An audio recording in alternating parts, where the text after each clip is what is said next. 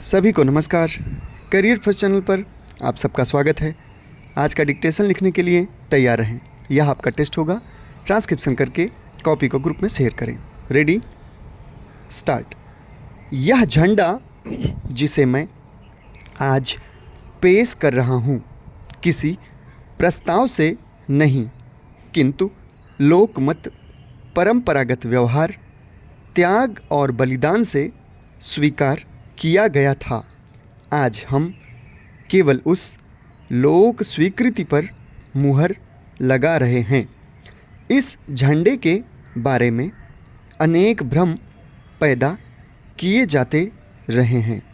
कोई इसे सांप्रदायिक दृष्टि से देखते हैं और कहते हैं कि यह रंग इस संप्रदाय का है और वह उसका, लेकिन मैं कह सकता हूँ कि जिस समय हमने इस झंडे को बनाया था तो उसके पीछे कोई सांप्रदायिक भावना नहीं थी। हमने केवल सौंदर्य की दृष्टि से विचार किया था, क्योंकि राष्ट्र का चिन्ह देखने में सुंदर होना चाहिए।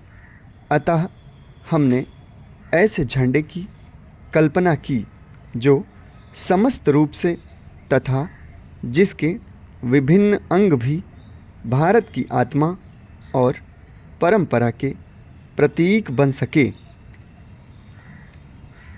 यह भावना भी इस झंडे की रचना में निहित है।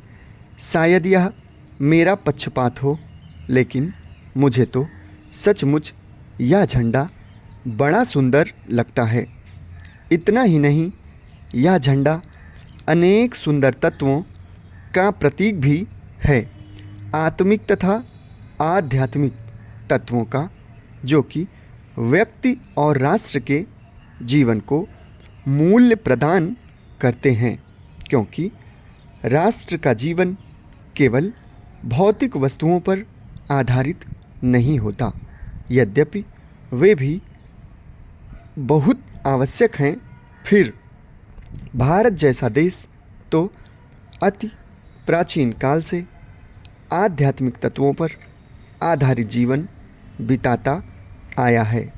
यदि ऐसा न होता तो आज भारत का क्या होता। भारत को अनेकों कष्ट और विपत्तियां सहनी पड़ी हैं, किंतु उसने सदा अपना सिर ऊंचा रखा है तथा अपने विचार और आदर्श भी ऊंचे रखे हैं। हमारी विदेश नीति ने संसद में हमारा सिर ऊंचा उठा दिया है। हमने पंचशील के सिद्धांतों को संसार के सामने रखा है।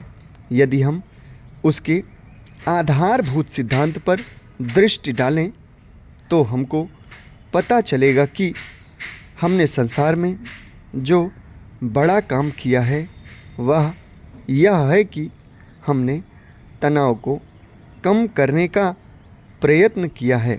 जिस समय हमने नई नई स्वतंत्रता प्राप्त की थी तो हमारे सामने बहुत से प्रश्न थे, जो कि एटम बम और परमाणु बम लिए हुए हमको चुनौती दे रहे थे।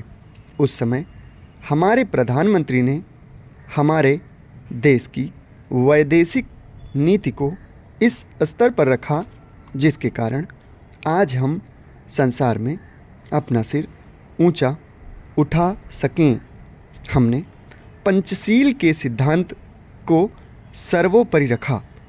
उसका सबसे बड़ा लाभ यह हुआ कि एक सम्मेलन हुआ जिसकी ओर मैं आपका ध्यान दिलाना चाहता हूँ।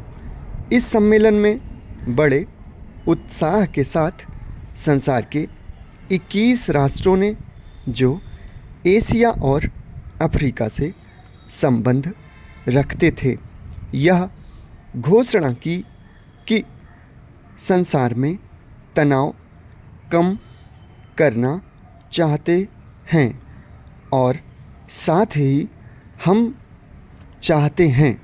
समाप्त। धन्यवाद।